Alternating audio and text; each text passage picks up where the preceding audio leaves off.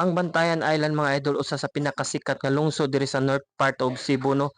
Naani siya tulo ka klase sa lungsod idol nga gitawag nga lungsod sa Madre Dios ug lungsod sa Santa Fe. Ang Bantayan Island idol sikat kay ni siya tuwing Holy Week no kay daghan kay mga langyaw ang mokari sa lungsod ug mga bakasyonista nga gikan sa syudad nga ganahan sila diri idol nga makasaksi sila sa atong kalingawan diri sa atong isla ug ang uban ganahan sila mag-chillax kay ang nakanindot diri sa atong lungsod idol daghan sad kay ni diri nga kasuruyan tulad ng Santa Fe, Madre Dios ug nagkanindot na mga klase sang lugar ini mga beach nato nga gipanghambog diri sa Santa Fe mga idol.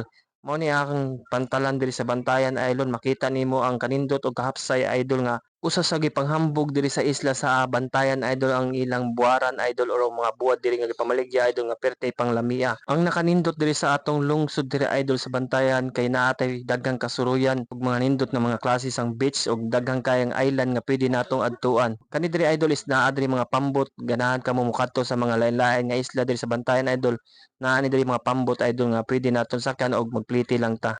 Usa sa pinakanindot diri nga ibakasyon sa isla sa Bantayan idol kanang ilang mga sipos nga nagkalain-laing klase idol.